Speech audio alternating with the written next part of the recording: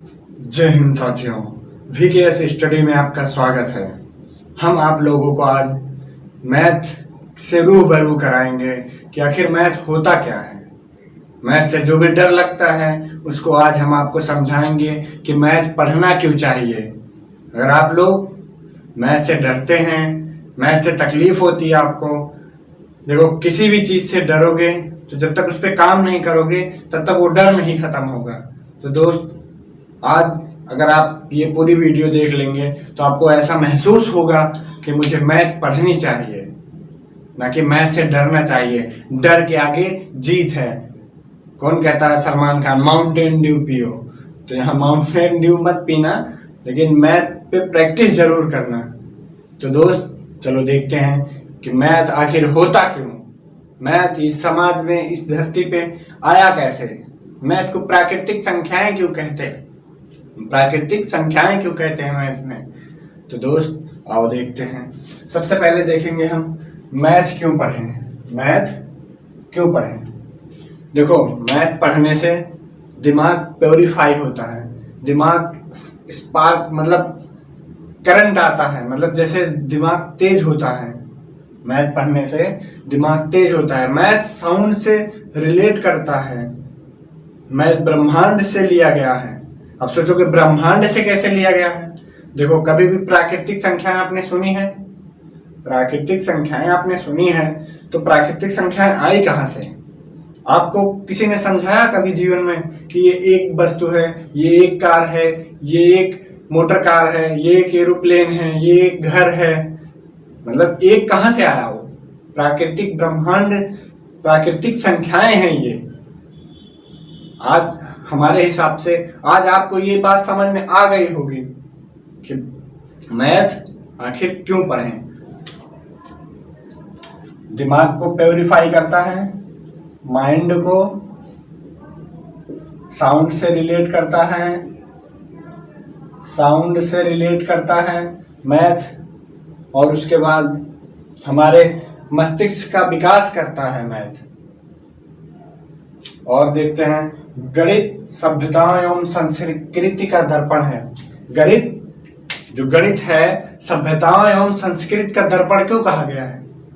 गणित एक ऐसा सब्जेक्ट है जिससे इंसान की सभ्यता, जैसे एक घर बनाना है, तुम्हें एक गोल गुंबद बनाना है, ताजमहल का गोल गुंबद जो बना था, उन सब चीजों में गणित का प्रयोग होता है। अब आप सोचोगे कैसे होता है, तो आओ हमसे समझाते हैं।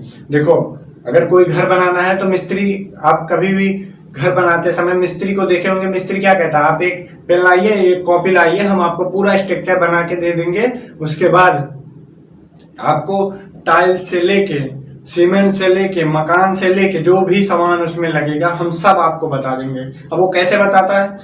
मैथ से ही कोऑर्डिनेट करता है, मैथ से। इसीलिए उसे क्या कहा गया है? सभ्यता, संस्कृति। सभ्यता से ही वो उसका विकास हुआ है मैथ का। और तीसरा देखते हैं, सबसे पहले बेबीलोन इराक में मिले अक्षर। सबसे पहले अक्षर कहाँ मिले मैथ के? इराक के बेबीलोन में। इराक के बेबीलोन में सबसे पहले अक्षर मिले मैथ के। भोजपत्र पे सबसे पहले अक्षर मिला। ये आपको कभी यूट्यूब पे किसी ने नहीं समझाया होगा कि मैथ का इंट्रोडक्शन इस तरीके से। अगर आज आप इसे समझ लेते हैं तो आपको पढ़ने में आनंद आएगा मैथ को। और उसके बाद तीसरा क्या है? मिस्र के पिरामिड से त्रिकोणमिति। हमारा मिस्र का पिरामिड ऐसे ही बनता है। मिस्र का पिरामिड ऐसे ही तो है। मिस्र का पिरामिड, मिस्र के पिरामिड से त्रिकोणमिति लिया गया है। अब आप सोचोगे मिस्र के पिरामिड से त्रिकोणमिति कैसे लिया गया? मिस्र का पिरामिड इस आकार में बना होता है, ठीक। अब उसे मापने के लिए वैज्ञानिकों ने उसको खोज किया। वहीं से ही पाइथागोरस थ्योरम बाई पीजीटी, मतलब त्रिकोणमिति वहीं से ही लिया गया। तो दोस्त, आज आपको समझ में आ गया होगा मिस्र का पिरामिड और त्रिकोणमिति कहां से लिया गया। बताइए दोस्त, समझ में आया कि त्रिकोणमिति कहां से लिया गया? मिस्र के पिरामिड से त्रिकोणमिति को लिया गया। अब देखते हैं छठवीं सदी में आर्यभट्ट जी ने जीरो का सिद्धांत दिया। छठवीं सदी में आर्यभट्ट एक महान वैज्ञानिक थे जिन्होंने जीरो का खोज किया। जब तक जीरो का खोज नहीं हुआ था तब तक इकाई अंक के तो सारे मिल गए थे, लेकिन दहाई, सैकड़ा, हजार, 10,000, लाख, 10 लाख उनका विकास ही नहीं हो पा रहा था। तो आर्यभट्ट जी ने छठवीं सदी में, कौन सी सदी में बोलिए मेरे साथ, आर्यभट्ट जी ने छठवीं सदी में जीरो का आविष्कार मतलब खोज किया। फिर देख लेते हैं सातवीं सदी में क्या हुआ। सातवीं सदी में ब्रह्मगुप्त जी ने प्लस इंटू माइनस, सातवीं सदी में ब्रह्मगुप्त जी ने, छठवीं सदी में आर्यभट्ट जी ने जीरो का खोज किया, सातवीं सदी में प्लस माइनस मल्टीप्लाई ये दिया ब्रह्मगुप्त जी ने।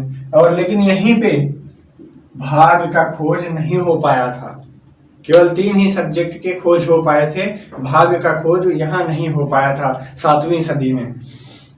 और उसके बाद फिर 12वीं सदी में भास्कर जी एक वैज्ञानिक थे, इन्होंने 1/0 बराबर इन्फिनिटिव का खोज किसने किया था? इन्फिनिटिव का खोज भास्कर जी ने किया था। और भारत ने गणित में कौन से योगदान दिए? सबसे पहले लेखन विधि।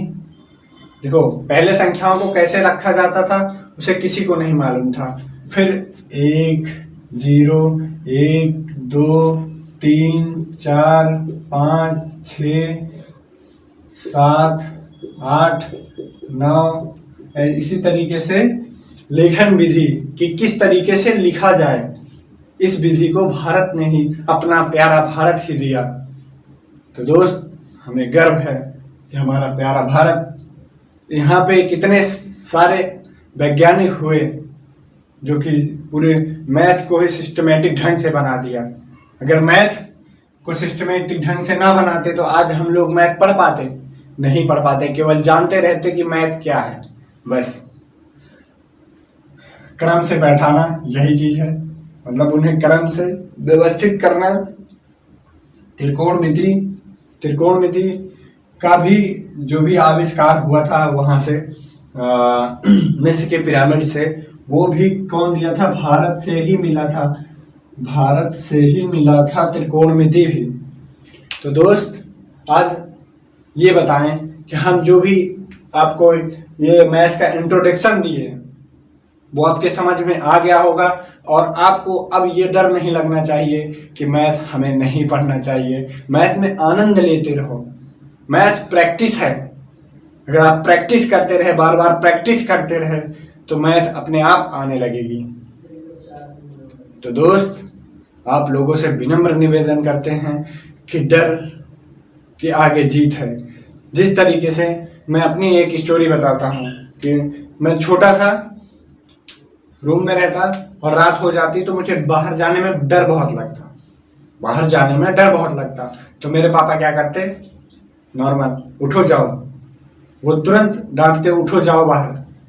कोई काम रहता तो उठो जाओ बाहर, तो हम कहते हैं पापा मुझे डर लग रही है, हम नहीं जाएंगे।